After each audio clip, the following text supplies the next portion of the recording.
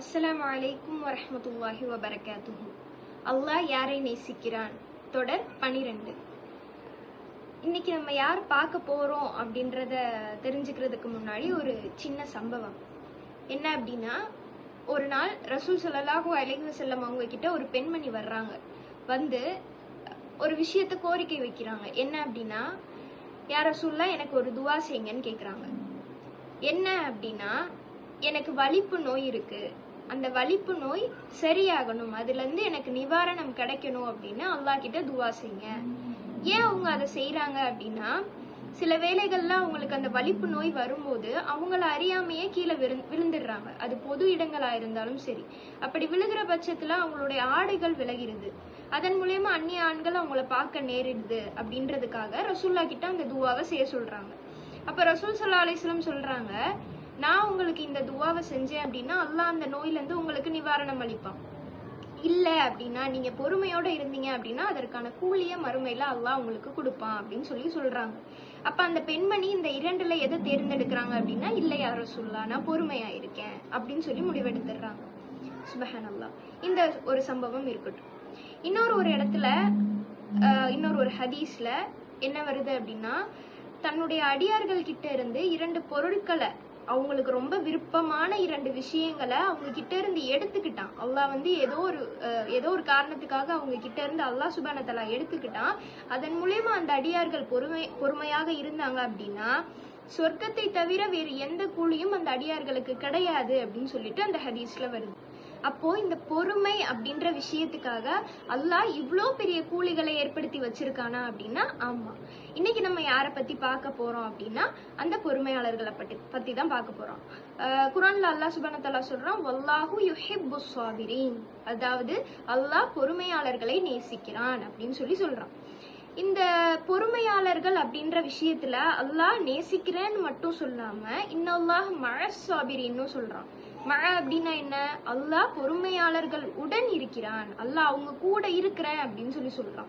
அப்போ இதன் மட்டும் இல்லாம குர்ஆன்ல நிறைய இடத்துல அல்லாஹ்வுடைய நேசமா இருக்கட்டும், அல்லாஹ் நான் கூட இருக்கிறேன்னு சொல்றதா இருக்கட்டும்.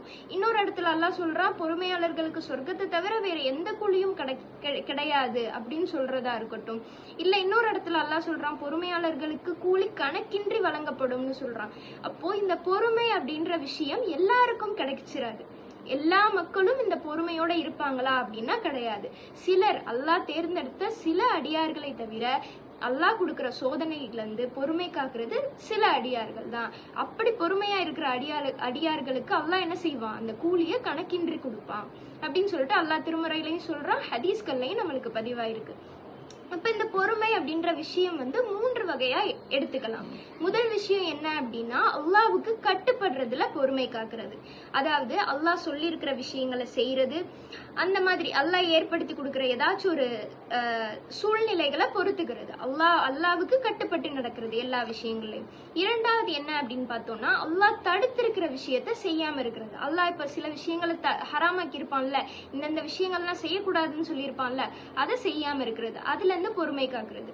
மூணாவது என்ன அப்படின்னா, அல்லாஹ் ஏற்படுத்தக்கூடிய சோதனையிலையும் அல்லாஹ் ஏற்படுத்தக்கூடிய இழப்புகள்லையும் பொறுமையோட இருக்கிறது. இந்த 3வது விஷயத்துல மனிதர்களுடைய செயல்பாடுகளும் அடங்கும். ஏன் அப்படின்னா, இப்ப மனிதர்கள் தனக்கு செய்யக்கூடிய ஏதோ ஒரு தீங்கு மூலமா அவனுக்கு ஏற்படக்கூடிய அந்த இழப்புல இருந்தோ, அவனுக்கு ஏற்படக்கூடிய அந்த பாதிப்பு கஷ்டங்கள்ல இருந்து பொறுமை காக்குறது. அப்ப இந்த மாதிரி எல்லா விஷயங்கள், இந்த 3 வகையான இதன் மட்டும் இல்லாம இன்னும் நிறைய விஷயங்கள் இருக்கு. இது எல்லாத்துல இருந்து நம்ம பொறுமையோட இருக்கிறதுக்கான கூலி என்னது? கணக்கின்றி வழங்கப்படும் அப்படின்னு சொல்லிட்டு அல்லாஹ் சுப்ஹானஹு வ தஆலா நம்மளுக்கு சொல்றான்.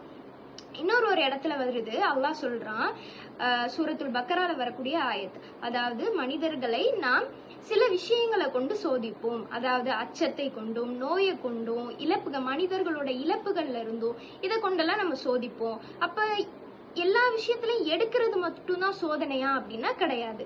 கொடுக்கறத வச்சும் அல்லாஹ் சோதிப்பான். அப்ப இந்த இழப்புகள் ஏற்படும் நிலையில ஒரு மனுஷன் பொறுமையோட இருந்தான் அப்படின்னா நிச்சயமாக அவனுக்கான கூலி வந்து அளப்பரியதா இருக்கும்.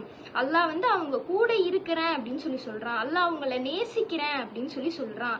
அல்லாஹ் கிட்ட இருந்து கணக்கின்றி கூலியே நம்ம பெறணும். அதுக்கு நம்ம என்ன செய்யணும்? பொறுமையோட இருக்கணும். எல்லா விஷயங்கள்லயும் பொறுமையோட இருக்கணும். அது மட்டும் இல்லாம அல்லாஹ்வுடைய நேசத்திற்குரிய அடியார்களா இதன் மூலியமா நம்ம ஆகலாம். அப்போ அல்லாஹ்வுடைய நேசத்தை பெறக்கூடிய பொறுமையாளர்களாய் அல்லாஹ் நம்மை ஆக்கியருள்வானாக. அஸ்ஸலாமு அலைக்கும் வரஹ்மத்துல்லாஹி வபரகாத்துஹு.